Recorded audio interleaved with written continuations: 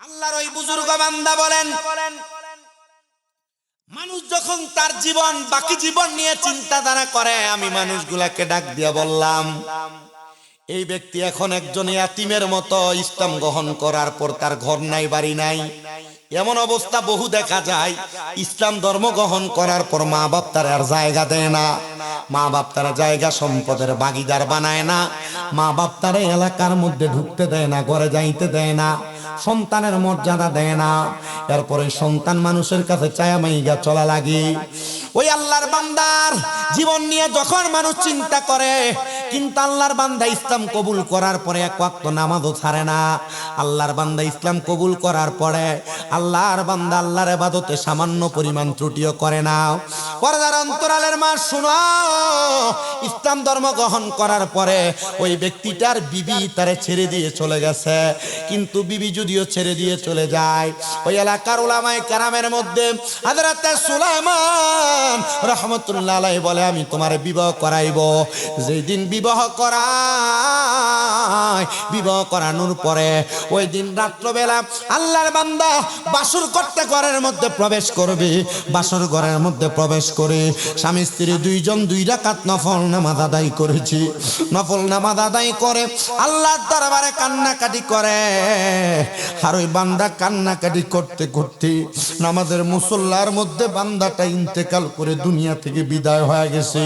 সবাই পড়েন ইন্না লিল্লাহি ওয়া ইন্না ইলাইহি রাজিউন। বাসর করে নিজের বাকি জীবনের জন্য কান্দে, পূর্বের গুনার জন্য ক্ষমা প্রার্থনা করে, আল্লাহর দরবারে মাপ চায়। চিন্তা করে দেখেন, এই বান্দাই তো উত্তম বান্দা, যে বান্দা তার জীবনের পূর্বের গুনার জন্য আল্লাহর কাছে শর্মিন্দা হয়ে যায়, শর্মিন্দা হয়ে যায়, শর্মিন্দা হয়ে যায়। আমি আপনাদের কাছে বলবো, শর্মিন্দা হবেন আপনার গুনার জন্য। পূর্বে যা গুনাহ করেছেন সব গুনার জন্য ক্ষমা প্রার্থনা করবেন। আপনারা বলেন, আল্লাহর কাছে জীবনের গুনার জন্য শর্মিন্দা হয়ে গেলে আমার আল্লাহ মাফ করার ক্ষমতা আল্লাহর আছে না নাই? নারায়ে তাকবীর, নারায়ে রিসালাত। প্রধান অতিথির আগমন, হযরত মাওলানা মুফতি আবু হানিফা আনোয়ারী সাহেবের আগমন। জোরে বলেন মারহাবা। অল্প মারহাবা কোন এ মুসলমান, নিজের গুনার জন্য শর্মিন্দা হব আমরা কার কাছে? জোরে বলেন না, কার কাছে? আল্লাহর কাছে নিজের গুনার জন্য শর্মিন্দা হবেন, আল্লাহর কাছে গুনার জন্য প্রায়শ্চিত্ত করবেন, ক্ষমা প্রার্থনা করবেন। মহান আল্লাহ জাল্লা শানুহু আপনার সব গুনাহগুলা মাফ করে দিবে। প্রিয় মুসলমানেরা, ওই আল্লাহর বান্দা বলেন, বাসর ঘরের মধ্যে আল্লাহর বান্দার স্ত্রী নিজে বর্ণনা করে। আর তাফসীরাতুল আউলিয়া আল্লামা ফরিদউদ্দিন আত্মার রহমাতুল্লাহি আলাইহি লিখিত এই কিতাবের মধ্যে লিখতেছে, বান্দাটা নামাজের সিজদার মধ্যে ইন্তেকাল করেছে।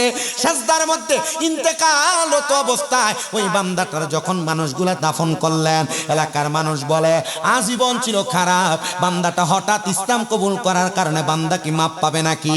সবাই তার জানাজা পড়ে বাড়ি ঘরের মধ্যে চলে গেছে। কিন্তু গভীর রজনীতে পুরো এলাকার মানুষকে ঘুমের ঘরে আমার আল্লাহ তাআলা খাবের মাধ্যমে দেখায়া দিছে, স্বপ্নের মাধ্যমে দেখায়া দিছে, আল্লাহর বান্দা ইসলাম কবুল করার কারণে, বান্দার গুনার জন্য বান্দা বারবার আল্লাহর কাছে তওবা করার কারণে আল্লাহ তাআলা বান্দাটারে মাফ করে দিছে। প্রিয় মুসলমানেরা, সংসারের মায়ায় পইরা, স্ত্রী পুত্রের মায়ায় পইরা, দুনিয়ার বন্ধু বান্ধবের হেলা দুলাই মায়ায় পইরা আপনি দুনিয়াটারে হেলাই দুলাই কাটিয়ে দিচ্ছেন। আমি আপনাদের সবার কাছে করজোরে আবদার করব, নিজের গুনার জন্য বেশি বেশি আল্লাহর কাছে তওবা করবেন। পর্দার অন্তরালের মা বোনেরা, আমাকে আপনাদের সন্তানের মতো মনে করে আল্লাহর কাছে দৈনিক কমপক্ষে 20 বার আল্লাহর কাছে মরণের কথা স্মরণ করে গুনাহের জন্য প্রায়শ্চিত্ত হবেন। যেহেতু ইমাম সাহেব হুজুর আমারে বলেই দিয়েছেন একটা গজল বলে শেষ করার জন্য, হুজুর একটা গজল ওই আপনার ভবের হুজুর এটা আবদার করছে, লাস্ট ভিডিওতে বলে একটু মোহাব্বতে আপনারা পড়বেন। সংসার সংসার কো হইরা ববে গো, করলি না বন্দিগি, কিভাবে কাটা আইবি মনরে কবরের জিন্দি গিরে হাইরে ওরে জীবন গুনাই গুনাই গে হেলো রে বলো ওরে জীবন গুনাই গুনাই গে হেলো রে হাইরে সংসারেরই মা আয় পইরা রে ডাকলি না মাওলা রে জবাব কিন্তু দিতে হবে রে ওই পারে হাসরে রে হাইরে ওরে জীবন গুনাই গুনাই গে হেলো রে হাইরে বাড়ির পাশে পুকুর পারে রে বাঁধবি সুখের ঘর বাইও নাই তোর বা আমদব নাইও রে কে লইবে খবর রে হাইরে ওরে জীবন গুনাই গুনাই গে হেলো রে হাইরে ওরে জীবন গুনাই গুনাই গেলো রে। আল্লাহ আমাদেরকে গুনাহমুক্ত জিন্দেগি দান করেন আমিন। তিনটা দোয়া চাই। এক নাম্বার আমার আল্লাযী আরসালাহু বিল হাক্কি বাশীরা ওয়া নাযীরা ওয়া দাঈয়ান ইলাল্লাহি বিইذনিহি ওয়া সিরাজা ওয়া কমারাম মুনীরা। একটা জবানও কেউ বন্ধ রাখবেন না। যাদের জবান আছে তাদের কাছে আমার দাবি আছে, যাদের জবান নাই তাদের কাছে আমার কোনো দাবি নাই। যাদের জবান আছে মুহাব্বতের আওয়াজে বলেন এই জবানের মালিক একজন, তিনি কি? ডান হাত তুলে জোরে ডাক দিয়ে বলেন আল্লাহ। এই আওয়াজ মানি না, দুইটা হাত উঠে পড়েন ইয়া রাসূলুল্লাহ। উচ্চ কণ্ঠে বলেন ইয়া ওলি আল্লাহ। এই আমার এই সাজামুরা পশ্চিম পাড়া ইমাম হাসান ইমাম হুসাইন রাদিয়াল্লাহু তাআলা আনহু ইসলামী সুন্নি যুব সংগঠনের উদ্যোগে প্রয়াত কবরবাসীর স্মরণে চতুর্থতম ইসলামী সুন্নি মহাসম্মেলনে আগন্তুক আমার বাবাজিরা, পর্দার অন্তরালের আমার আম্মুজিরা, এই জান্নাতের বাগান আপনার আমার জন্য হতে পারে জীবনের শেষ জান্নাতের বাগান। মহান আল্লাহর খুশির জন্য আমি বলেছিলাম আল্লাহু আকবার বলার জন্য। আপনারা কেউ জবানকে ছোট করে রাখলেন, কেউ বড় করে বললেন, কেউ আস্তে বললেন, কেউ জোরে বললেন। না না না, আল্লাহর নবী রাহমাতুল লিল আলামিন নবী হাদিসে মুবারাকা বর্ণনা করতে গিয়ে নবী আমার জানায়া দেয়, হাদিসে কুদসির মাধ্যমে জিবরাইল আলাইহিস সালাতু ওয়াস সালাম আমার নবীজির কাছে খবর দেয়, ইয়া রাসূলুল্লাহ আমার আল্লাহ জানায়া দিলেন গো, ওয়াশকুরু নি'মাতাল্লাহি আলাইহি মিন কুনতুম ইয়াহু তা'বুদুন। নবী আমার বলেন উম্মত, আল্লাহ তাআলার নিয়ামতের শুকরিয়া আদায় করো যদি তোমরা আমি আল্লাহর ইবাদত করে, এটা আল্লাহর বাণী। নবী আমার জানাই উম্মত, নামাজ পড়ো আল্লাহর জন্য, রোজা রাখো আল্লাহর জন্য, হজ যাকাত দান সদকা সব করো একমাত্র আল্লাহর জন্য। যেহেতু আল্লাহর জন্য সব কিছু করো, তাহলে তোমরা ওই আল্লাহর নিয়ামতের শুকরিয়া আদায় করো। সাহাবায়ে কেরাম বলে নবী গো, ইয়া রাসূলুল্লাহ ইয়া হাবিবাল্লাহ, নবী গো নিয়ামতের প্রশংসা করলে আমার আল্লাহ কি করবেন আপনি নবী একটা বার জানায়া দেন না গো নবী। নবী আমার বলেন উম্মত, যখন আল্লাহর কোনো বান্দা তার জবান দ্বারা নিয়ামতের শুকরিয়া আদায় করে, আমার আল্লাহ তাআলা বান্দার নিয়ামত বাড়ায়া দেয়, নিয়ামত বৃদ্ধি করে দেয়, নিয়ামত আরো বাড়ায়া দেয়। প্রিয় মুসলমান ইমানদার, আপনি দুনিয়াতে কতটুক নিয়ামত পেয়েছেন এটা আপনি সবচাইতে বেশি ভালো জানেন, আপনার চাইতে বেশি দুনিয়ার কোনো মানুষ জানে না। অনেকে বলে হুজুর টাকা পয়সা ধন দৌলত যা কিছু আছে সব আমার কাছে আছে, কিন্তু আমার নিয়ামতের প্রশংসা আমি কেমনে আদায় করব? আমি তো নিয়ামতের প্রশংসার ব্যাপারে এতটুক জানি না। আমি বেড়ার ঘরে ঘুমাই, আমার ছোট ভাই বিল্ডিং ঘরে ঘুমায়, আমি ছোট্ট ছোট্ট কম দামি খানা খাই, আমার ছোট ভাই দামি দামি খানা খায়। তো আল্লাহ তো আমার নিয়ামত দেয় না, আমার ভাইকে দিয়েছেন। না আল্লাহ কোরআনুল কারীমে জানায় দেয় বান্দা লা ইউকাল্লিফুল্লাহু নাফসান ইল্লা উসআহা আমি আল্লাহ কারোর সাধ্যের বাহিরে কোনো কিছু চাপিয়ে দেই না তোমার সাধ্য হলো তুমি বেড়ার ঘরে ঘুমাইবা আর তোমার ছোট ভাইয়ের সাধ্য বিল্ডিং এ ঘুমাবি তোমার সাধ্য তুমি নরমাল খাবার খাইবা তোমার চচ্চপ চাইতে একবারে বয়সে কম ব্যক্তিটার সাধ্য হলো দামি খানা খাবি এটা তুমি মেনে নাও এটা আমার আল্লাহ তাআলার ফয়সালা আল্লাহ সাধ্যের মধ্যে যতটুক দিয়েছে ততটুক মানো এ প্রিয় মুসলমানেরা আমার আল্লাহ তো সাধ্যের মাধ্যমে আপনাকে নিয়ামত বৃদ্ধি করে দিবে কিন্তু কেমন করে বৃদ্ধি করবে আপনি তো নিয়ামত পাওয়ার মতো কোনো কর্মকাণ্ড করেন না আপনার গুনাহ আপনাকে দুনিয়াতে এমন ছোট করেছে আপনার গুনাহ আপনাকে দুনিয়াতে এমন নিম্নবিত্ত করেছে আল্লাহ তাআলার কাছে আপনি দোয়া করেন কবুল হয় না আল্লাহর কাছে হাত বাড়ান কবুল হয় না নামাজ পড়েন দোয়া কবুল হয় না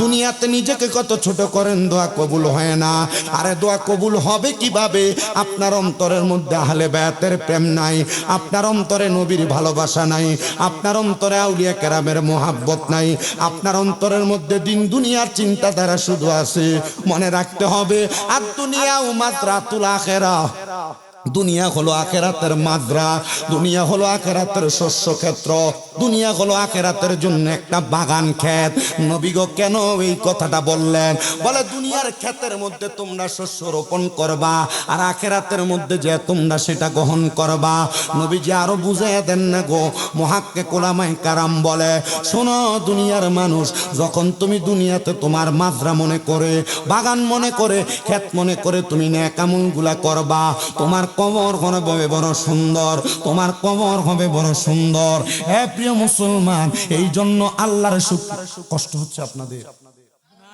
অসুবিধা হচ্ছে ওয়াজ কি বুঝতেছেন যদি বুঝেন আমি সামনের দিকে লম্বা করতে পারবো আমার পরবর্তীতে যিনি তাকরীর করবেন হযরত মাওলানা মুফতি আবু হানিফা আনোয়ারী সাহেব উনি আরো সুন্দর তাফসীর করেন আপনারা যেহেতু এখানে বসেছেন আমি যেহেতু মাহফিলে বিশেষ অতিথি আমি আপনাদের কাছে আমার দেওয়া সাবজেক্ট অনুযায়ী আপনাদেরকে কথা বলতে হবে আমি সেই ধারাবাহিকভাবে কথাগুলো বলবো আপনারা মনোযোগ দিয়ে শুনবেন তবে যারা শুনবেন শোনার পরে এই ওয়াজ এখানে শেষ না এটা যেন বাড়িতে যায় এটা যেন আমার সামাজিক আমার বাস্তবিক আমার পারিবারিক জীবনে যেন এটা কর্মে আমরা যেন এটাকে বাস্তবায়ন করে আমাদের জীবনকে পরিবর্তনশীল করতে পারি আল্লাহ সে তৌফিক দান করেন আসতে বললেন আপনারা যে এখানে এতগুলা মানুষ আছেন বোঝা যায় না জোরে বলেন আমিন হে প্রিয় মুসলমান শুনো অন্তরের কান লাগে শুনো আল্লাহ তাআলার নিয়ামতের শুকরিয়া কেমন করে আদায় করবা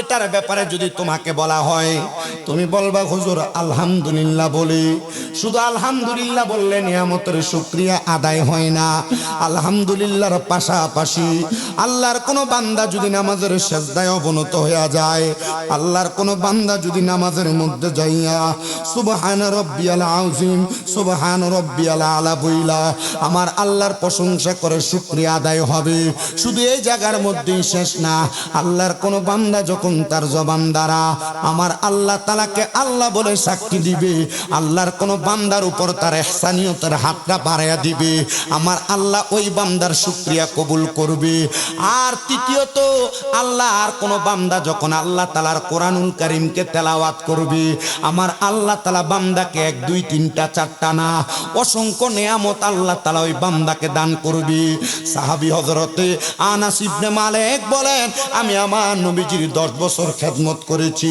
নবী আমাকে উপাধি দিলেন খাদেমুর রাসূল মানে নবীজির খাদেম জোরে বলেন সুবহানাল্লাহ আনাস ইবনে মালিক বলেন আমি আমার নবীজির জবান মুবারকের মধ্যে বলতে শুনলাম নবী আমার জানায়া দেয় উম্মত গো দুনিয়ার জমিনের মধ্যে যখন আল্লাহর কোন বান্দা এই কোরআনুল কারীমকে বেশি বেশি করে তেলাওয়াত করে আমার আল্লাহর সবচাইতে বেশি প্রশংসা হয় আমার আল্লাহর সবচাইতে বেশি গুণকীর্তন হয় আমার আল্লাহর সবচাইতে বেশি শুকরিয়া আদায় হয়, শুকুর গুজার হয়।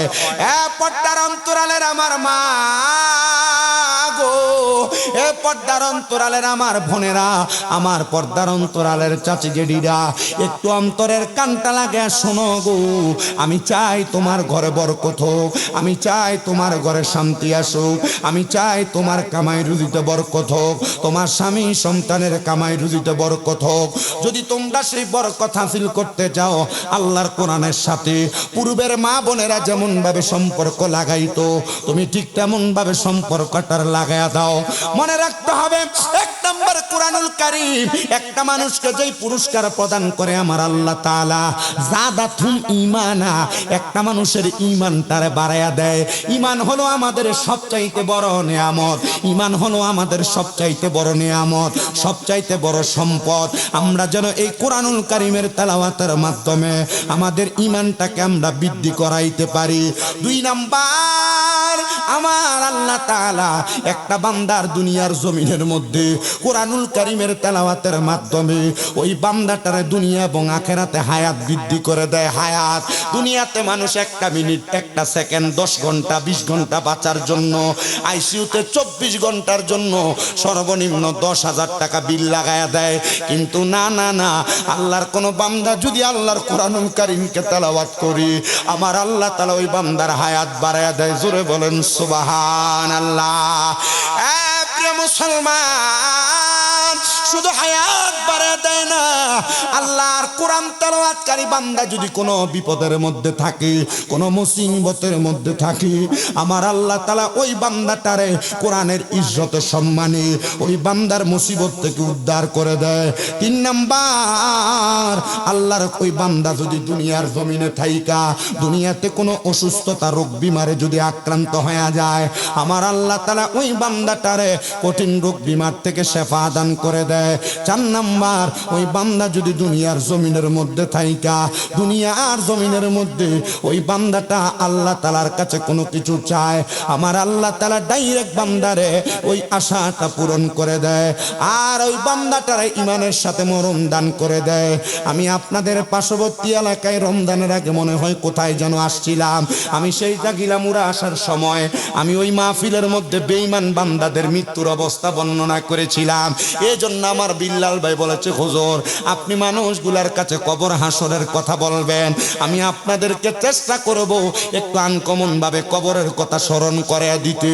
কারণ দুনিয়ার মানুষ কবরের কথা স্মরণ করে না বিদায়, মানুষগুলা মৃত্যুর কথা স্মরণ করে না বিদায়, আখিরাতের কথা স্মরণ করে না বিদায়, মানুষগুলা খারাপ কাজ, মন্দ কাজ, চুরি চামারির মধ্যে ব্যস্ত থাকে।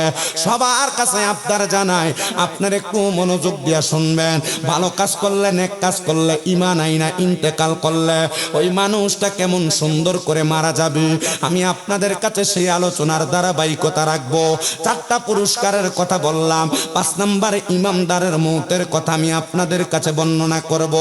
এই জন্য আল্লাহ তাআলা যেন আমাদের হায়াতে বরকত দেয়, রিজিকে বরকত দেয়, অভাব অনটন দূর করে, আমাদের ঈমান বৃদ্ধি করে দেয়।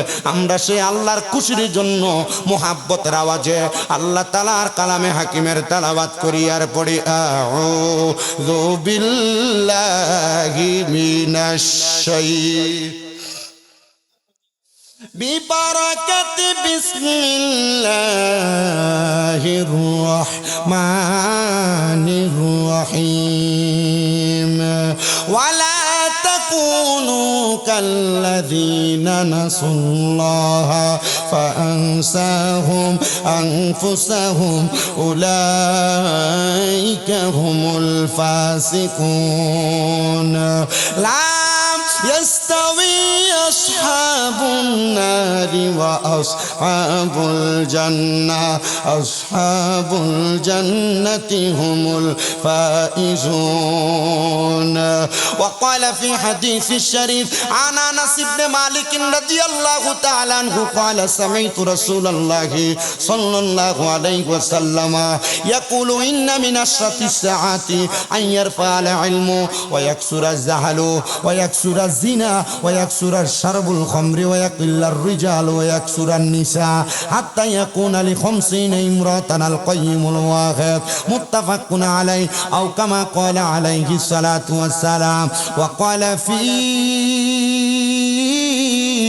শান হাবিবিহি ওয়া মাহবুবিহি ওয়া মা'শুকিহি মুখবিরান ওয়া আমিরা ইন্নাল্লাহা ওয়া মালাইকাতাহু ইউসাল্লুনা আলান। আলহামদুলিল্লাহ কোন তাহলে জান্নাতে যাইতে হলে জান্নাত যেহেতু সুন্দর আরামদায়ক সফল কাম জান্নাতীরা আমরা সবাই জান্নাতে যাইতে চাই। আল্লাহর হাবিব বলে যারা জান্নাতে যাইতে চায় তারা যেন দৈনিক কমপক্ষে 20 বার মরার কথা স্মরণ করে। 20 বার মরার কথা স্মরণ করলে তার মরণ ওই দিন যদি হয়ে যায় শহীদের মরণ হবে। এই জন্য মুহাব্বতের আওয়াজে সবাই আমার সাথে পড়েন মরণেরই কথা মানুষ মরণেরই কথা মানুষ স্মরণ করোনা আজরাইলা ছিলে রে মন কফিয়তে চলবে না বলো মরণেরই কথা মানুষ মরণেরই এখন যেটা বাড়াইছে এটা বাড়াই না কমান স্মরণ করোনা আজরাইলা ছিলে রে মন কফিয়তে চলবে না আজরাইলা ছিলে রে মন কফিয়তে চলবে না সে যে নামে আজরাইল সঠিক সময় সঠিক জায়গায় হইবে হাজির ঠিক কিনা সে যে নামে আজরাইল সঠিক সময় সঠিক জায়গায় হইবে হাজির চলিবে না কোনো আবদার চলিবে না কোনো আবদার রঙার তামাশা আজরাইলা শিলে রে মন কফিয়তে চলবে না বলো মরণেরই কথা মানুষ মরণেরই কথা মানুষ স্মরণ করোনা আজরাইলা শিলে রে মন কফিয়তে চলবে না আজরাইলা শিলে রে মন কফিয়তে চলবে না মরণেরই কালে আজরাইল থাবা দিয়া রূহ তোমার করিবে হাসিল মরণের কালে আজরাইল থাবা দিয়া রূহ তোমার করিবে হাসিল চলবে না তখন চলবে না তখন কোনো টালার বাহানা আজরাইলা শিলে রে মন কফিয়তে চলবে না বলো মরণেরই কথা মানুষ মরণেরই স্মরণ করোনা আজরাইলা শিলে রে মন কফিয়তে চলবে না আজরাইলা শিলে রে মন কফিয়তে চলবে না তাহলে যদি কবরের আযাব মাফ করাইতে চাই জান্নাতি সফল কাম বান্দা হতে চাই মরার কথা স্মরণ কি কম করব না বেশি করব আরো জোরে বলেন না কম করব না বেশি করব এ পর্দার অন্তরালের মা অন্তরের কানটা লাগে শোনো তোমার জবান থেকে গান যায় না তোমার জবান থেকে গালি যায় না তোমার জবান থেকে মন্দ কথা যায় না কিন্তু মা গো একবার চিন্তা করে দেখ শুনি যেদিন তোমার জবান বন্ধ হয়ে যাবে চোখ বন্ধ হয়ে যাবে কান বন্ধ হয়ে যাবে মরার সময় যখন হাহাকার করবে মরার পরে কবরে তোমার অবস্থাটা কেমন হবে একটাবার চিন্তা করে দেখো গো মা, আল্লাহর হাবিব মুহাম্মদুর রাসূলুল্লাহ সাল্লাল্লাহু আলাইহি ওয়াসাল্লাম নবী আমার বলে জবান বন্ধ হয়ে যাবে মরার সময় তিন ব্যক্তির। নবী গো তারা কারা, তাদের অবস্থা কেমন হবে? বলে এক নাম্বার যারা নেফাকি করে, মুনাফিক, এদের জবান বন্ধ হয়ে যাবে, জবান বন্ধ হয়ে যাবে, জবান বন্ধ হয়ে যাবে। এ বন্ধুরে বন্ধুরে বন্ধুরে, শুধু জবান বন্ধ হয়ে যাবে না, আল্লাহ তাআলার কোন বান্দা দুনিয়ার জমিনের মধ্যে যদি তার জবান দ্বারা মানুষের উপর কোন জুলুম করে থাকে, জবান দ্বারা অত্যাচার করে থাকে, মানুষকে মারলেই অত্যাচার হয় না, মানুষকে পিটাইলেই জুলুম হয় না, আপনার জবানের কথা দিয়া জুলুম হয়, আপনার জবানের গালি দিয়া জুলুম হয়, আপনার জবানের কথা দ্বারা অত্যাচার হয়। প্রিয় মুসলমান, এই অত্যাচারে জুলুম যদি আপনি করে থাকেন আপনার জবান দিয়া, মরার সময় আপনার জবান বোবার মতো হয়ে যাবে। শুধু তাই না, তাই না, তাই না, এই জবান দিয়া মন্দ কথা, ফায়সা কথা, গালি দেওয়া, এমন কর্ম করলে আপনার জবান বোবার মতো হয়ে যাবে। প্রিয় মুসলমান ইমানদার শোনো অন্তরের কান লাগায়া, কিন্তু ইমান নিয়ে কারা মরবে, মুমিন হইয়া কারা মরবে, এদের অবস্থা তো আমাদের জানা দরকার। আল্লাহর হাবিব মুহাম্মদুর রাসূলুল্লাহ সাল্লাল্লাহু আলাইহি ওয়াসাল্লাম নবী আমার বলেন উম্মত শুনে রাখো, দুনিয়ার জমিনে ইমান নিয়ে মরবে তারা, মরার সময় কষ্ট পাবে না তারা। নবী গো কারা? বলে চার প্রকারের মানুষ। জোরে কন্যা কয় প্রকারের মানুষ? আমি বলবো না আপনি নামাজ পড়েন, আমি বলবো না আপনি রোজা রাখেন, আমি বলবো না আপনি হজ করেন, আমি বলবো না আপনি যাকাত দেন, আমি বলবো না আপনি জুলুম করেন না, আমি বলবো না আপনি হারাম খাইয়েন না, আমি বলবো এই কাজ করলে আপনি এটা পাবেন, এই কাজ না করলে আপনি এটা পাবেন। আপনি করবেন কি করবেন না এটা আপনার বিষয়। আমি ময়দানে মাশরে আল্লাহর দরবারে দাঁড়িয়ে বলতে পারবো আল্লাহ আমার দায়িত্ব ছিল বলা, আমি বলেছি, কিন্তু তারা শোনার পর তারা মানে নাই। আল্লাহ তাআলার পেয়ারা হাবিব তিরমিজির হাদিসের মধ্যে বলে যারা শোনার পর নেক আমল করে নাই, এদের কানটার মধ্যে গরম সীসাকে ঢালাই করে দেওয়া হবে, এদের কানটা বন্ধ হয়ে যাবে। এটার হাদিসে মুবারাকা মিশকাতুল মাসাবির বাবু সালাত অধ্যায়ের মধ্যে আল্লাহর হাবিব বলে যারা বেনামাজি, নামাজ আদায় করে না, এদের একটা শাস্তি হলো ময়দানে মাশরে পুরা হাসরবাসীর সামনে এদেরকে বলা হবে সেজদা দেওয়ার জন্য, এদেরকে বলা হবে রুকু দেওয়ার জন্য। যারা দুনিয়াতে সেজদা দেয় নাই, যারা দুনিয়াতে রুকু করে নাই, এদের পিঠটাকে আমার আল্লাহ গরম সীসা দিয়ে ঢালাই করে দিবে। এরা সেজদা করার চেষ্টা করবে, পারবে না। একটাই মাত্র কারণ, কারণ দুনিয়াতে তারা সেজদাকারীদের অন্তর্ভুক্ত ছিল না, দুনিয়াতে তারা রুকুকারীদের অন্তর্ভুক্ত ছিল না। দুনিয়ার যত বড় বাহাদুরি তুমি দেখাও না কেন, মাওলার দরবারে মস্তক অবনতকারী বান্দা যদি তুমি না হও, তোমার কোনো বাহাদুরি চলবে না, তোমার কোনো হাকিকত চলবে না, তোমার কোনো মারেফত চলবে না, তোমার কোনো তরিকত চলবে না। কারণ শরীয়তকে মাটি দিয়া যারা তরিকত নিয়ে লাফায়, খোদার কসম এরা জান্নাতে যাবে না। শরীয়তকে গ্রাহ্য দিয়া তরিকত নিয়ে যারা নাচে, আল্লাহর কসম এরা শরীয়ত আর তরিকতের সংমিশ্রণে জান্নাতের রাস্তা পাবে। শরীয়ত বাদ দিয়া তরিকত নিয়ে লাফাইলে, হাকিকত মারেফত নিয়ে লাফাইলে জান্নাতে যাবে দূরের কথা, জান্নাতের গ্রাণও তারা খুঁজে পাবে না। অথচ জান্নাতের গ্রাণ 500 বছরের রাস্তা দূর থেকে পাওয়া যাবে। জোরে বলেন সুবহানাল্লাহ। শরীয়তকে অগ্রাধিকার দেওয়ার পর আপনি তরিকত, হাকিকত, মারেফতকে গ্রহণ করেন জান্নাত। বুঝেন নাই? বুঝতেছেন আপনারা? শরীয়তকে অগ্রাধিকার দিয়া তরিকত গ্রহণ করেন জান্নাতি। শরীয়ত একদিকে, তরিকত, হাকিকত, মারেফত সব আছে জাহান্নামী। আপনার মনে হয় কষ্ট হচ্ছে বুঝতে, অসুবিধা হচ্ছে? আবার শুধু শরীয়ত, তরিকত, হাকিকত, মারেফতকে গুরুত্ব নাই, এটার রাস্তা উল্টাটা, এটা সহজ ডানা। আমরা আহলে সুন্নাত ওয়াল জামাত যারা দাবি করি, আমাদের মনের এরাদা যেন হয় ইলমে শরীয়ত সর্বপ্রথম অগ্রাধিকার, তরিকত অগ্রাধিকার, হাকিকত অগ্রাধিকার। অগ্রাধিকার দেওয়ার পর মারেফতের জগতে আপনি যাওয়া লাগবে না, মারেফত আপনার টাইনে নিয়ে যাবে।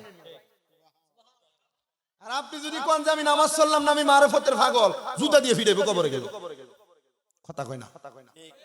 আপনি বুঝতেছেন কথা আমার? আমি আমার এই সৃষ্টি জগতের যতদিন পর্যন্ত বিচরণ করি, ইলমে শরীয়তকে প্রাধান্য দেওয়ার পর এলমে তরিকত হাকিকত মারেফতের প্রত্যেকটা রাস্তা আমি গ্রহণ করি যেন আমার জান্নাতের রাস্তা সহজ হয়। এবং এই রাস্তা গ্রহণ করতে গিয়ে যদি আমার 1000 ভুল হয়, আমার যদি 5000 ভুল হয়, মাফ করবে কি? জোরে কয় না আল্লাহ। কিন্তু যদি আমার শরীয়তকে দাফন করে দিয়ে আমি যদি 1000টা তরিকত হাকিকত মারফত বলে বলে চেতি, আর আমার যদি শরীয়ত অগ্রাধিকার না পায়, আমার যদি নামাজ ঠিক না থাকে, রোজা ঠিক না থাকে, আমার বিড়িটা না একবার সহজ ডাইরেকশনেও ফেললি, আল্লাহর কসম করে বলি জাহান্নাম আমারে ডাকা লাগ, আমি জাহান্নামে যাওয়া লাগবে না, কবরে রাখতে দেরি প্রশ্ন দূরের কথা, ডাইরেক্ট কান দিয়ে জাহান্নামে। কারণ ইন্নাল্লাযীনা কাফারু মিন আহলিল কিতাবি ওয়াল মুশরিকিনা ফি নারি জাহান্নামা খালিদিনা ফিহা। ও বান্দা, জাহান্নামে যাইবা তো যাইবা, কুফরি করে জাহান্নামে যাইবা, মুশরিক হয়ে জাহান্নামে যাইবা, শিরককারী হয়ে জাহান্নামে যাইবা, ফাসিক হয়ে জাহান্নামে যাইবা। আল্লাহ গো, এরা কারা? আল্লাহ কয় উলাইকা হুমুল ফাসিকুন, এরা ফাসিক যারা, শুধু তাই না, উলাইকা হুম শাররুল বারিয়া, এরা সবচাইতে নিকৃষ্ট মানুষ। আমরা শরীয়তকে প্রাধান্য দেই, নামাজ রোজা হজ যাকাত দান সৎকার পাশাপাশি তরিকত পীর মাশায়েখের খেদমত করে জান্নাতে যাইতে চাই। তবে তরিকতের নাম দিয়া সিগারেট টানবে পীর সাহেব, বেরিয়েতে বয়ে থাকবে, এটা পীর নয়, এটা ভণ্ড, এটার সাথে সুন্নিদের কোনো সম্পর্ক নাই। ডান হাত তুলে বলেন ঠিক না ঠিক? আমারে আবার আপনারা ওলদি মনে করবেন না আবার মিডা সুন্নি হুজুর। না না, আমি মিডা সুন্নি না, আমি গরম সুন্নি হুজুর। তবে সতর্ক, আহলে সুন্নাত ওয়াল জামাত কোন হারামখোরকে জায়গা দেন।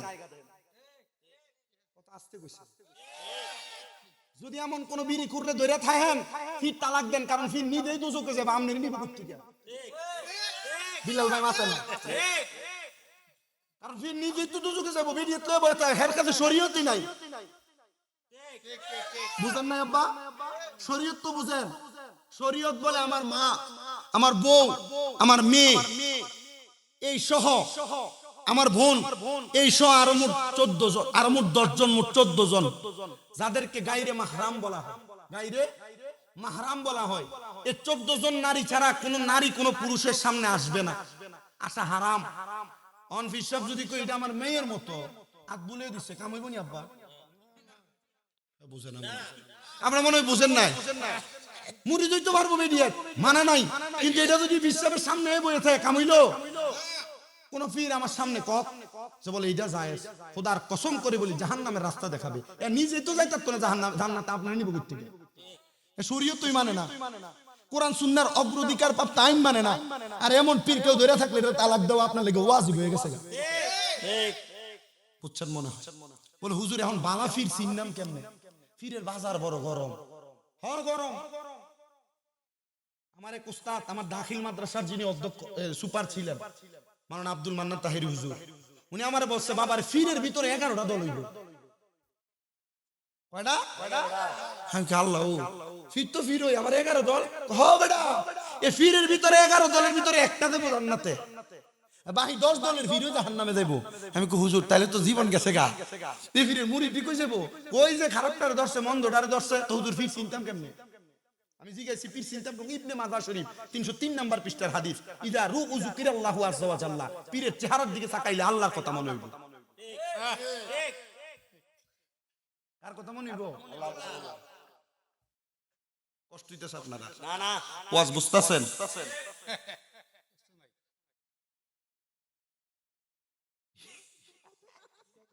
এটা তো বাঙালির খাসিয়ত।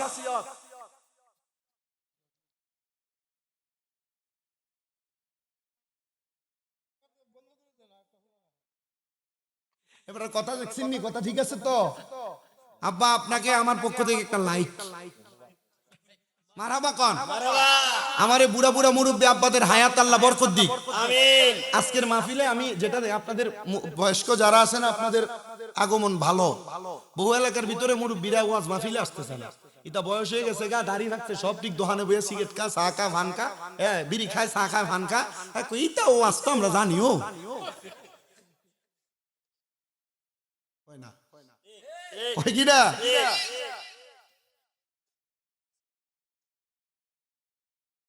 আল্লাহ আমাদেরকে সহি সমাজ দান করেন, আমাদেরকে সহি বুঝ দান করেন। আমার প্রিয় মুসলমানেরা শুনেন, অন্তরের কানটা লাগায়া আল্লাহর নবী বললেন কয় প্রকারের মানুষ ইন্তেকাল করার সময় ঈমান নিয়ে মরবে?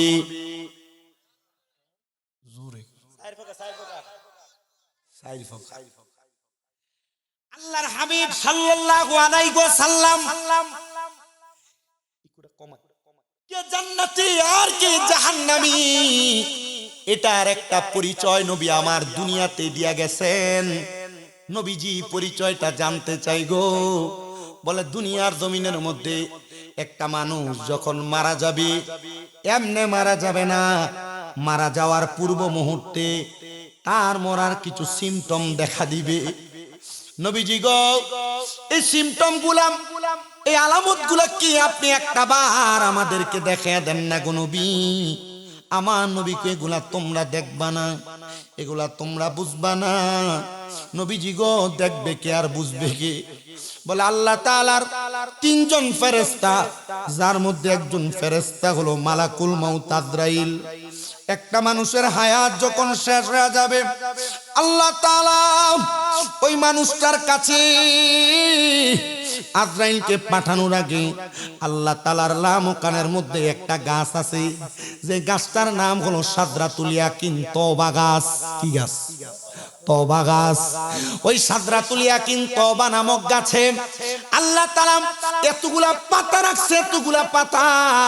দুনিয়ার গাছের পাতা যেমন বেশি বেশি দেখা যায়, ওই সাদরাতুল ইয়াকিন নামক গাছের পাতার মধ্যে আল্লাহ তাআলা সভাপতির নাম রাখছে, প্রধান অতিথির নাম রাখছে, বিশেষ অতিথির নাম রাখছে, মেম্বারের নাম রাখছে।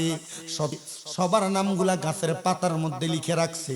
গাছের পাতাটা যখন জোরে পড়ে যাবে মালাকুল মাউত আজরাইল আলাইহিস সালাতু ওয়াস সালামকে আদেশ করা হবে, আজরাইল রে যাও আমার বান্দার কাছে যাও, বান্দার হায়াতের বাজেটটা শেষ হয়ে গেছে, যাও বান্দার রূহটা তখন কবজ করো।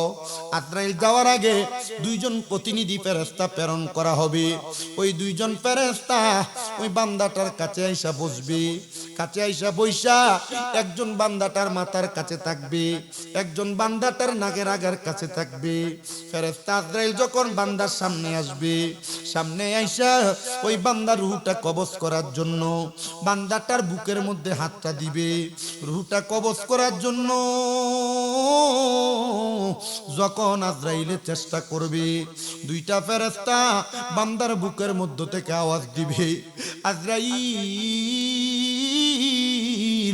এই বান্দার বুক দিয়া তুমি রূহ কবজ করতে পারবা না। কেন রে? বলে বান্দার বুকের মধ্যে আল্লাহ নবীর প্রেম আছে, আহলে বায়তের ভালোবাসা আছে, বান্দার বুকের ভিতরে আউলিয়া কেরামের মোহাব্বত আছে। বান্দা আল্লাহকে রাজি খুশি করার জন্য সব করছে, এবার বান্দার রূহটা আর কবজ করতে পারবে না, কারণ দুইটা ফেরেশতা আজরাইলকে বাধা প্রদান করবে। এমন দুনিয়ার কার সাধ্য আছে আজরাইলকে বাধা দিবে রূহ নেওয়ার জন্য? কিন্তু তোমার ঈমান এত পাওয়ারওয়ালা, ঈমান এত ইশকওয়ালা, ঈমান এত মূল্যবান যত্নওয়ালা সম্পদ।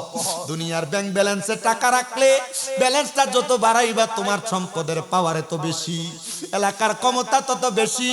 কিন্তু তোমার ঈমানের ক্ষমতা যদি না থাকে মরার সময় তোমার কোনো বাহাদুরি চলবে না। যদি ঈমানের পাওয়ার থাকে তোমার পক্ষ হইয়া ফেরেশতা বাহাদুরি করবি। জোরে জোরে বলেন সুবহানাল্লাহ। ওরে মরণের চিঠি যখন আসবে আমার, কালিমার তালকিন দিও বারে বার। মরণের চিঠি যখন আসবে আমার, কালিমার তালকিন দিও বারে বার। আরে দেখা যদি না হয় চোখেতে তোমায়, কি উপায় হবে আমার? ভাই জায়গা বিছিয়ে দেন না কষ্ট করে। কি উপায় হবে আমার? দেখা দাও রাসূলুল্লাহ, ডাকে আশিক তোমার, আমি কেঁদে কেঁদে হই গো সারা। ডেকে নাও রোজা তোমার, দুই সাথীকে পাশে নিয়ে হাই ঘুমিয়ে আছো নিজুম নিরালায় দুই সাথীকে পাশে দিয়ে হায় ঘুমিয়ে আছো নিজুম নিরালায় সাহারা দাও রাসূলুল্লাহ ডাকে আশিক তোমার সাহারা দাও রাসূলুল্লাহ ডাকে আশিক তোমার আমি ডেকে ডেকে হই গো সারা ডেকে নাও রোজা তোমার জবান খুলে জোরে বলেন সুবহানাল্লাহ। প্রিয় মুসলমান, এ পদ্মার অন্তরালের মা, এ আমার দাড়ি পাকা মুরব্বী বাবা, এ যুবক নওজোয়ান ভাই, এবার যখন আজরাইল ফিরে যাবে আমার আল্লাহ বলবে রে আজরাইল এই বান্দার রূহটা নেওয়ার জন্য আবার বান্দার সামনে চলে যাও। এবার আজরাইল বান্দার সামনে আইসা সর্বপ্রথম বান্দার সবচাইতে নুরানি চেহারাটা বান্দার চেহারা বরাবর আজরাইলে থাবা দিবে রূহ নেওয়ার জন্য। কিন্তু এই দুইজন ফেরেশতা ওই বান্দাটার কপালের সামনে দাঁড়ায়া দাঁড়ায়া বলবে আজরাইল ও আজরাইল বান্দার রূহ তো তুমি কপাল দিয়া কবজ করতে পারবা না। বলে কেন পারবো না? বলে বান্দার কপাল দিয়া আমার আল্লাহ তাআলার কাছে মস্তক অবনত করেছে, বান্দার সাজদাকারীদের সাথে সাজদা করেছে, এই বান্দার কপালের মধ্যে সাজদার নূর আছে। এ দাড়ি পাকা মুরব্বী বাবা, আপনার বয়স হয়ে গেছে এখনো মসজিদের মধ্যে যান না, সাজদা দেন না। এ পর্দার অন্তরালের মা, এখনো পর্যন্ত নামাজ নিয়ে অবহেলা করো।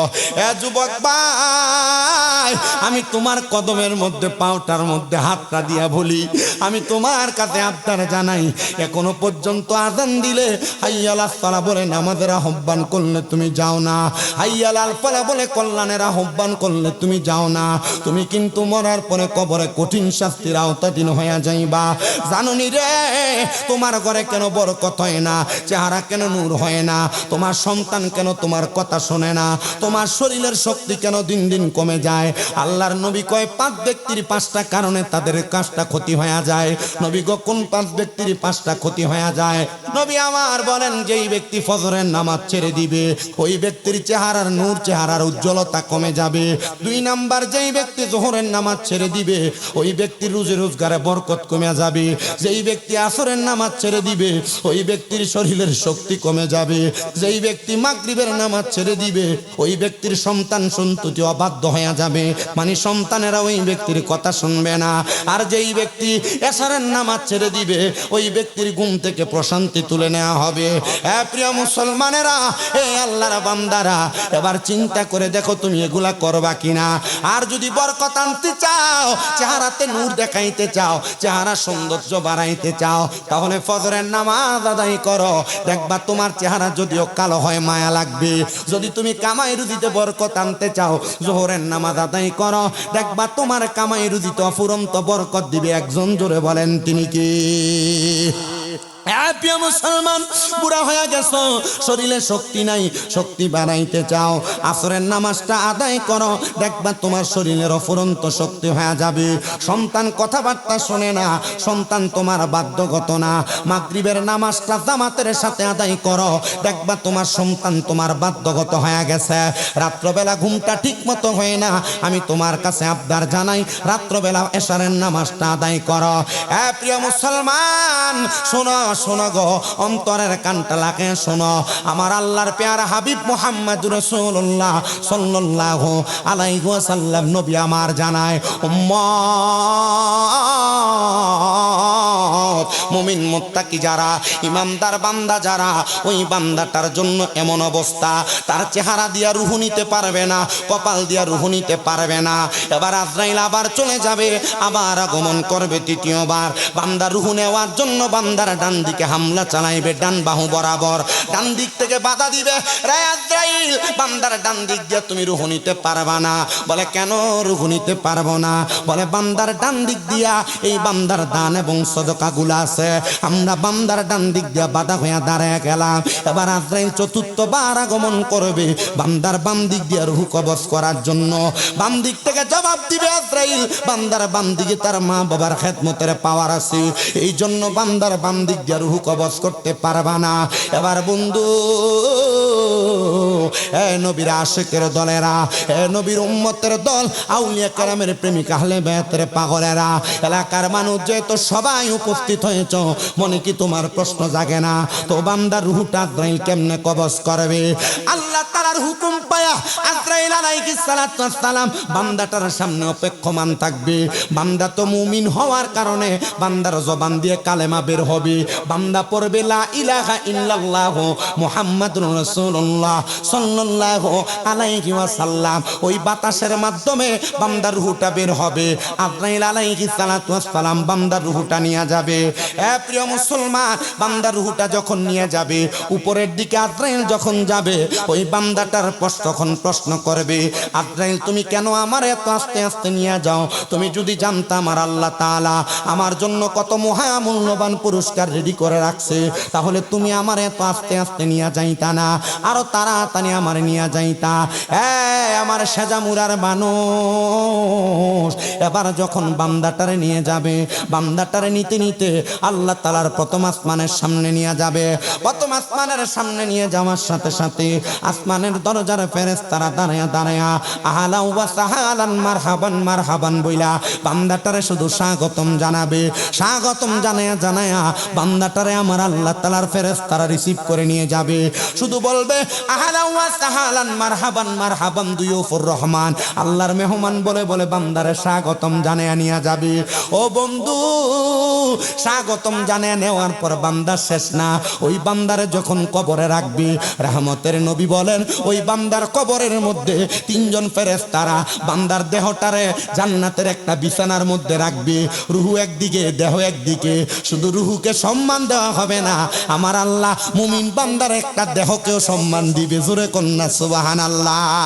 মাটি খাবে না, মাটি খাবে না, কারণ ওয়ালা তাকুলু লিমান ইউকতালু ফি সাবিলিল্লাহি আমওয়াত বাল আহইয়াউ ওয়ালাকিন লা তাশকুরুন। মুসলমান শোনো, তারা আল্লাহর রাস্তায় চলে গেছে, এদেরকে মৃত বলো না, বাল আহইয়াউম তারা জিন্দা, ওয়ালাকিন লা তাশকুরুন এদেরকে যারা মৃত বলে তারা নির্বোধ, তারা বোঝে না, তারা বোকা।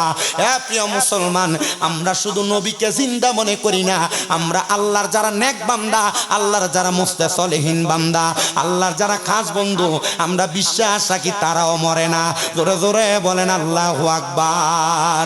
ও তারে মন দেহ মাটিয়ে খাবে, মাটিরে মন সাধ্য নাই জইলা হইছে সাইও তার। এমন দেহ মাটিয়ে খাবে, মাটিরে মন সাধ্য নাই জইলা হইছে সাই। হাইরে মুর্শিদ প্রেমে যেই জনার মন জইলা হইছে সাই। হীরা মানিক মুক্তা যত আছে সম্পদ শত শত, ওরে সম্পদ পরে রবি সবে থাকবে না আর দুনিয়ায়। হায়রে সম্পদ পরে রবে যত থাকবে না সে দুনিয়ায়। যে জন পুইরা হইছে সাই, হারে ও তার এমন দেহ মাটিয়ে খাবে, মাটিরে মন সাধ্য নাই জইলা হইছে সাই। শুধু বান্দার রুহুর দাম না, বান্দার দেহর একটা দাম আছে। ওই বান্দাটার রুহু নিয়ে যখন চলে যাবে, আল্লাহ তাআলা বান্দার রুহুটারে আবার কবরের মধ্যে ফিরিয়ে দিবে।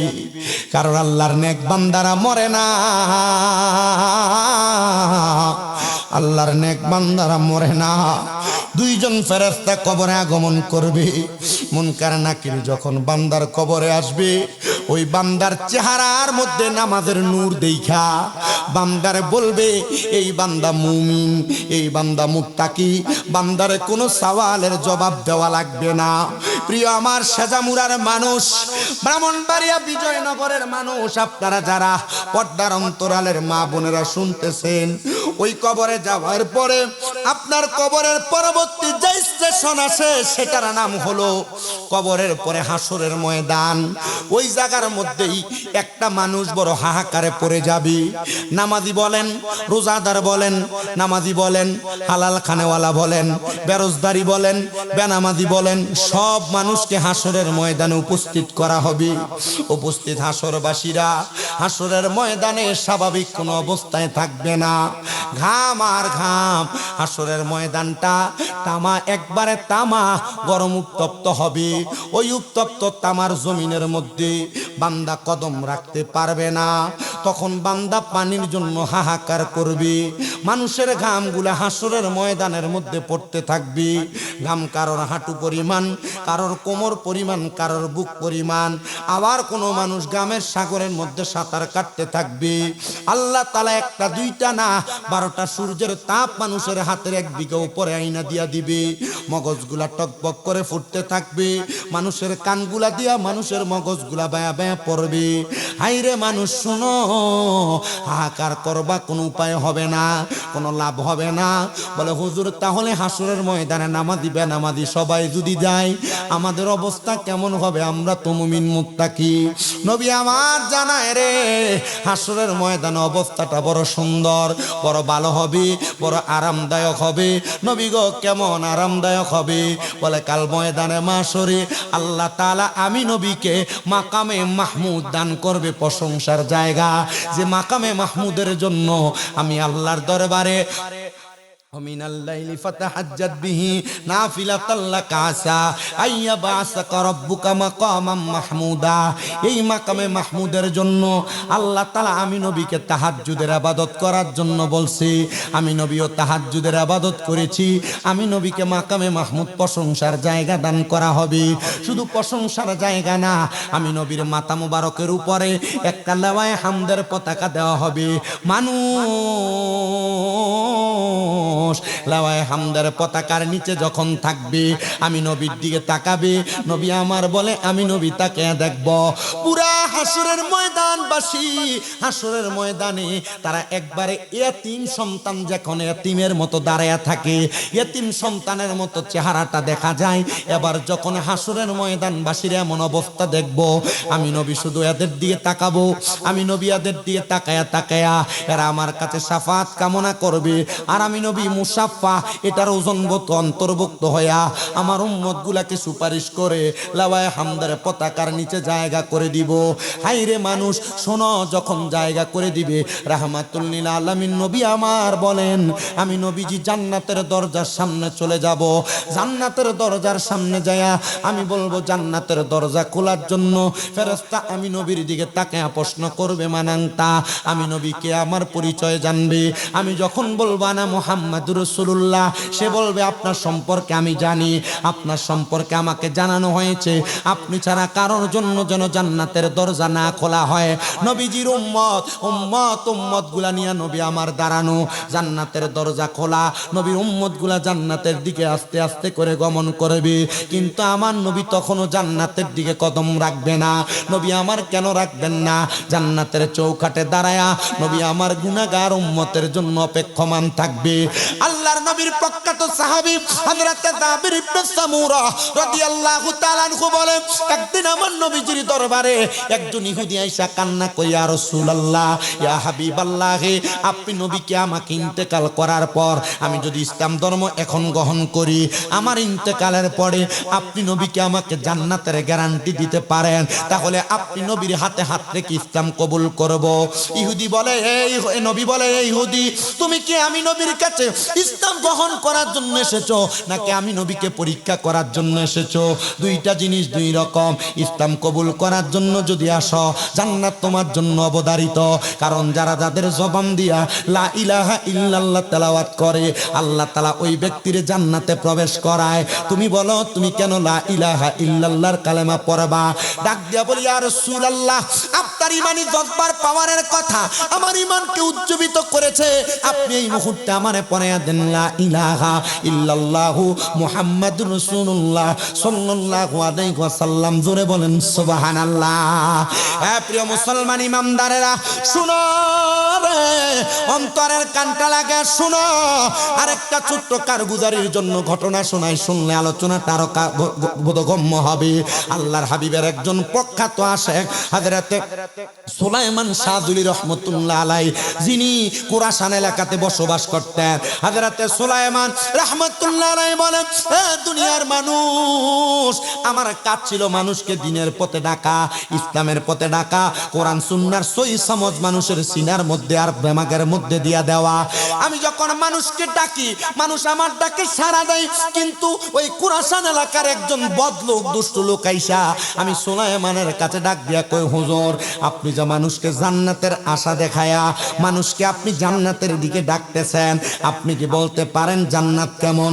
সুলাইমান বলেন আমি জান্নাতের পরিচয় তারে কেমনে দিব আমার মনে হয়ে গেল আল্লাহ তাআলা তো এমন একটা কিতাব দুনিয়াতে পাঠাইছেন যেটা হুদাল্লিল মুত্তাকিন মুত্তাকিদের জন্য পথ প্রদর্শক আমি একটু কোরআনের দিকে তাকাইলাম আমি তারে কোরআনের দিকে তাকায়া তাকায়া জান্নাতের বর্ণনা দিতে লাগলাম জান্নাতু আদনিন তাজরি মিন তাহতিহাল আনহার আল আনহারু খালিদিনা ফিহা আবাদা রাদিয়াল্লাহু আনহুম ওয়া রাদু আন যালিকা লিমান খাশিয়া রাব্বা জবান খুলে জোরে জোরে পড়েন আল্লাহু আকবার নবী আমার আল্লাহর কোরআনুল কারীম যখন নবীদের উপর নাযিল হয় জান্নাতের প্রত্যেকটা দরজা জান্নাতের প্রত্যেকটা নিয়ামত জান্নাতের প্রত্যেকটা সুন্দর জায়গা জান্নাতের প্রত্যেকটা খাবার দাবার জান্নাতের প্রত্যেকটা শান্তি প্রশান্তির কথা উম্মতে মুহাম্মদের জন্য কোরআনের মধ্যে স্পষ্টভাবে আল্লাহর দরবার থেকে ফয়সালা এনেছেন এবার হযরত সুলাইমান বলে এই এলাকার সবচাইতে নিকৃষ্ট মানুষ আমার আয়েশা বলতেছে আপনি কি আমাকে জান্নাতের বর্ণনা প্রদান করতে পারবেন যে বর্ণনার কারণে আমি জান্নাতের আশায় ইবাদত করতে পারবো হযরত সুলাইমান বলে জান্নাতের আশায় ইবাদত করবা নাকি ঈমানটারে পরিপূর্ণ কইরা নেক আমল করবা যদি ঈমানকে পরিপূর্ণ কইরা নেক আমলের উপর তুমি আদিষ্ঠিত থাকতে পারো তাহলে জান্নাতের আশা তুমি করা লাগবে না আল্লাহর জান্নাত তোমার জন্য রেডি ইন্তেকাল করবা আর তোমারে ডাক দিয়া দিয়া ফেরেশতারা স্বাগতম জানায়া জানায়া জান্নাতের মধ্যে নিয়ে যাবে আরে জান্নাত জান্নাত জান্নাত জান্নাতের আশা করবেন কেন বাবাজি আপনি ইবাদত করেন ঈমান পরিপূর্ণ রাখেন আপনি জান্নাতের আশা করা লাগবে না জান্নাত আপনার জন্য প্রস্তুত আছে আল্লাহ তাআলা রেডি করে রাখছে বলে কেমন করে রেডি করে রাখছে বলে তাজরি মিন তাহতিহাল আনহার এত সুন্দর জান্নাত ওই জান্নাতের নিচে দিয়ে নহর প্রবাহিত হয় আহা মুসলমান হযরতে সুলাইমান যখন এই কথা বলি ওই সবচাইতে নিকৃষ্ট ব্যক্তি সে বলে সুলাইমান আপনি কি পারবেন আমার এই মুহূর্তে কালেমা পড়াইয়া দিতে সুলাইমান বলে তুমি তো এখনো পর্যন্ত নাপাকি অবস্থায় কালেমা পড়ে কেমনে ঈমান আনবা এই যে দেখো আমার সামনে আমার একটা কূপ দেখা যায় এই কূপের মধ্যে তুমি তাড়াতাড়ি পবিত্রতা অর্জন করো সুন্দর করে পবিত্রতা অর্জন করায়া ওই ব্যক্তিটারে কালেমা পড়ানোর জন্য এলাকার সব মানুষকে ডাক দিয়েছে। ডাক দিয়া বলেন, জগতের মানুষ শুনো, আমি তার কালেমা পড়া দিতেছি। সে যদি ঈমান আনার পরে ঠিকভাবে নেক আমল করে, আমি তারে বলেছি সে জান্নাতের অধিকারী হতে পারবে। তোমরা কি চাও তার সাথে কালেমা পড়বা? মনে রাখবা, এই ইমানদার মুমিন ব্যক্তির কারণে আল্লাহ তোমাদেরকেও মাফ করবে। তারা বলে, হুজুর তাকে যেমন কালেমা পড়াবেন আমাদেরকেও পড়াবেন, তো সে মুসলমান হবে, আমরা কি করব? বলে, সে হবে মুসলমান আর তোমরা হবে তওবাকারী। তোমাদের তওবা কবুল করবে, তার ঈমান কবুল করবে। এই রমজান মাসের দ্বিতীয় জুমায় আমি যেই মসজিদে জুমার নামাজ পড়াই, আমার হাতে একজন ইসলাম ধর্ম গ্রহণ করেছে। সোশ্যাল মিডিয়ার মধ্যে আপনারা দেখবেন, সেই ইসলাম ধর্ম গ্রহণ করার পরে তার থাকার কোনো জায়গা নাই। আমার মসজিদের মুসল্লিরা, মসজিদ কমিটিরা, ইমাম সাহেবের হুজরাখানায় তারা জায়গা করে দিয়েছে, খাবারের ব্যবস্থা করে দিয়েছে। রমজান মাসে সে কয় জোড়া জামা কাপড় পাইছে সেই ভালো জানে। অভাব নাই, আল্লাহ তাআলা তারে অফুরন্ত নেয়ামত, অফুরন্ত বরকত দান করেছে। তো রমজানের 21 রমজানে আমি দেখলাম আমার এক মুসল্লি তারে ডাক দিয়া বলতেছে, এ নব মুসলিম ভাই, ওনার নাম আমি রাখছি আব্দুর রহমান, ওনাকে বলতেছেন, ঠিক আছে আপনি যেহেতু ইসলাম গ্রহণ করছেন, নামাজ এমনে পড়েন, এমনে পড়ে, এভাবে পড়েন, ওইভাবে পড়ে। আমি বললাম, ওনাকে এখনই যদি এইভাবে আপনারা শাসন করা শুরু করেন, ইসলাম এমনি ছেড়ে দিবে। আরে ডাক দিয়া, এই এমনি নামাজ পড়ে না। আমি কি এই বেড়া বেটা মাত্র ইসলাম গ্রহণ করলো, আর আপনি আরে এমনি বুঝাইতেছেন না, সাপ দিতেছেন। মুরব্বী মানুষ, সুভাষ চন্দ্র, সুভাষ না, সুভাষ না নাম ছিল, সুভাষ। তো আমি আলহামদুলিল্লাহ এই রমজান মাসের দ্বিতীয় জুমায় কালেমা পড়ছি। তা আমি ওনাকে বলছি, যদি কেউ দায়িত্ব না নেই, আমরা এই মসজিদ কমিটি মুসল্লি যারা আছে একসাথে কালেমা পড়ায় দিই। কালেমা পড়ায়া দিয়া এফিডেভিট করায়া, আলহামদুলিল্লাহ আমি যে মসজিদে জুমা পড়াই, ছোট্ট মসজিদ, ধরেন যে প্যান্ডেলের 3 ভাগের 1 ভাগ, ছোট একটা এতটুক ছোট মসজিদ। তো আমার মসজিদ কমিটি বা যারা আছে চৌধুরী বাড়ি, ওরা মসজিদ খুব সুন্দরভাবে চালায়। ছোট্ট এই মসজিদে 4 জন, খতিব সাহেব, ইমাম সাহেব, মুয়াজ্জিন সাহেব, খাদেম সাহেব, এই ছোট্ট মসজিদ পরিচালনা। এর খানার চিন্তা নাই, আলহামদুলিল্লাহ খাবারের ব্যবস্থা হচ্ছে, ইসলাম কবুল করেছে বিধায়। এমন অনেক জায়গা থেকে আলহামদুলিল্লাহ এরা ইসলাম কবুল করতেছে, ইসলামের ছায়াতলে আসতেছে। ইসলাম সুন্দর, সুন্দরভাবে ইসলামকে উপস্থাপন করতে পারলে মানুষ ইসলামের ছায়াতলে আসবে। কিন্তু আমরা মুসলমান দাবি করি, আমাদের কর্মকাণ্ড ইহুদি নাসারার থেকে নিকৃষ্ট। কথা বলেন, আমাদের কর্মকাণ্ড ইহুদি নাসারার থেকে। বিল্লাল ভাই হুজুর আনতেন নাম, আরো করতাম। আরে মনে করতেছে হুজুর দা আনছি, ওই আরো ওয়াজ করতাম হইলো। আমি কিন্তু আজকে জিকির আজকার বেশি করছি না, আমি গজলও বেশি গাইছি না, যদ্দূর কইছি অদ্দূরে এসে চেষ্টা করছি। তো ইসলামের যে ধারাবাহিক কথাগুলা নব মুসলিমকে যদি ঠুট করে চাপায় দেওয়া হয়, সে কি ইসলামের ছায়াতলে থাকবে? বলেন, ইসলামের ছায়াতলে থাকবে না। তাকে আস্তে আস্তে আস্তে আস্তে করে ইসলামের দিকে আনতে হবে, আস্তে আস্তে আস্তে আস্তে করে ইসলামের দাওয়াত দিতে হবে, সে অটোমেটিকলি ইসলামকে গ্রহণ করবে। কথা বলেন না? আপনারা তো মুসলমান সবাই দাবি করেন। হযরত শাহজালাল ইয়ামিনী, আমি আমাদের যে প্রধান অতিথি উনি সহ আমরা ঘরে বসে বসে কথা বলতেছিলাম, শাহজালাল ইয়ামিনী কেমন মুসলমান আর আমরা কেমন মুসলমান, দুটোটা কি এক? না না, উনাদের মুসলমানের মুসলমানিয়তের পাওয়ার, ইমানি জজবা ছিল শক্ত, আর আমাদেরটা, ওনারা ইসলাম গ্রহণ করানোর জন্য শাহজালাল ইয়ামিনী সিলেটে আসছেন, এমনি করাইছেন না। গেসুদার আজকাল্লাহ শহীদ রহমতুল্লাহ আলাইহির আজানের ধ্বনি, জবানের আওয়াজ, সরি নাসিরউদ্দিন সিফাসালার আজানের ধ্বনি, গেসুদার আজকাল্লাহ শহীদের দিলের গর্দান নিজে আলাদা করে দেওয়া, এগুলা ছিল ওনাদের ইমানের পাওয়ার। ওনাদের ইমানের কাছে আমাদের ইমান তুচ্ছ, ওনাদের ইসলামের কাছে আমাদের ইসলাম তুচ্ছ। ওনারা যেটা আদায় করেছেন পাক্কা ইসলাম, আমাদের যে ইসলাম আমরা আদায় করতেছি, এটার কারণে আল্লাহ আমাদেরকে নাজাত দিবে কিনা এটা নিয়ে আমার মতে সন্দেহ আছে। কথা বলেন, আছে না? আমার খাসিয়তে ইসলামের ইসলামিয়ত নাই, আমার খাসিয়তে ইসলামের আদর্শ নাই, আমার খাসিয়তে রাসূলুল্লাহর আদর্শ নাই। তা আমি এই আদর্শ দিয়ে আমি জীবন গঠন করবো আর জান্নাতে যাবো, এটা মামুর বাড়ির কলা মনে হয়।